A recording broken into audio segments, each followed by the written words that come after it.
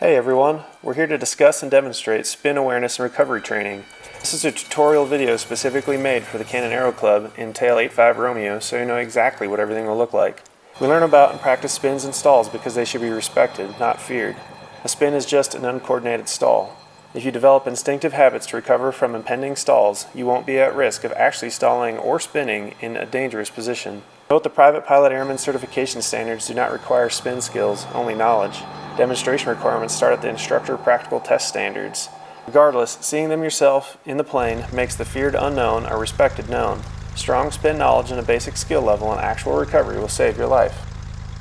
There are several resources available to learn more and should be studied prior to practicing spins. I would start with Chapter 4 of the Airplane Flying Handbook. There are several things to do prior to flight. First, ensure the aircraft POH allows spins and study any limits or recovery procedures it specifies.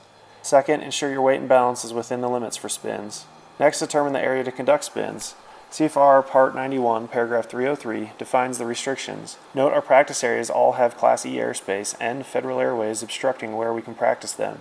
You need VMC weather high enough to recover no lower than 2,500 feet AGL. Note the FAA rule is 1,500 feet, but the Aero Club's is 2,500. That means around here the recovery must be no lower than roughly 7,000 feet MSL, so your entry should be no lower than 8,000. During the briefing, discuss spin characteristics, entry procedures, recovery procedures, and any personal factors, like if anyone is air sickness prone, is scared of spins or stalls, or has any other concerns for the flight. Remember, this is training so that pilots are aware of what it takes to spin and how they can make sure they don't spin while flying later. It should build confidence, not induce fear.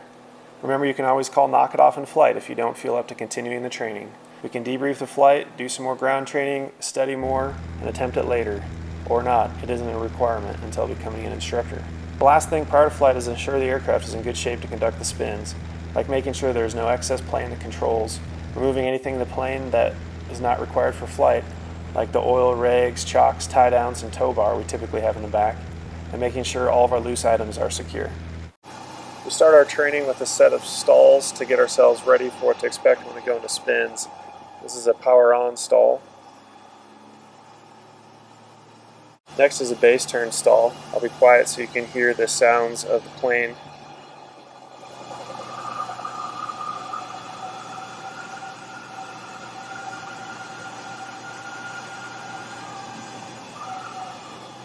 Note those are the same sounds that you'll hear on a good landing when you're flaring it off a lot.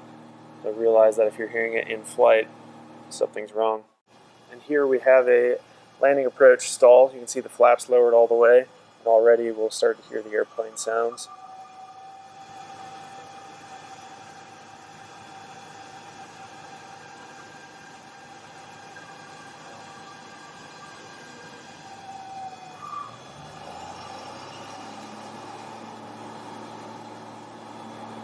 Once we're happy with our stall training, we'll clear the area and ensure all loose items are secure in the aircraft.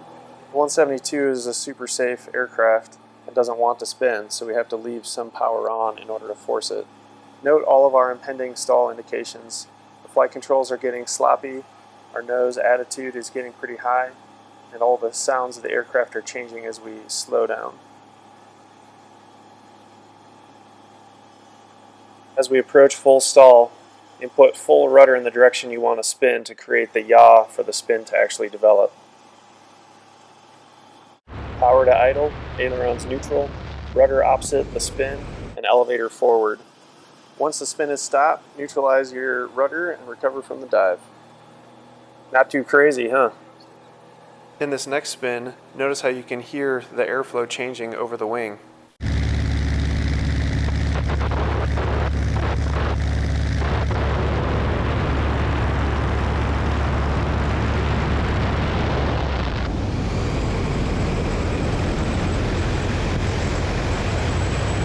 We use the PAIR acronym to recover from the spin. First, power to idle to stop the negative effects of torque and prop wash. Second, ailerons neutral to help the wings be at the same angle of attack. Note you don't want to try lift or lower either wing, that would make it worse. You just want to neutralize the ailerons. Third, rudder opposite the direction of the spin. This slows or stops the rotation. Lastly, elevator forward. This breaks the stall. Because your nose is so low, it may be hard at first to push the elevator forward. but realize you need to reduce AOA to break the stall, just like any other stall recovery. Remember, a spin starts with a stall. If you maintain proper airspeeds and pay attention to the indications of an impending stall and recover from it, you will not spin. Here's one last look at a spin in a different aircraft.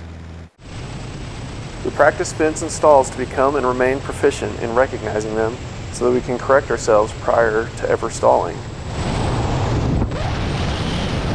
Stalls and spins are just facts of aerodynamics. We should respect them and fly correctly to avoid them. Have fun flying and always strive to be a better pilot.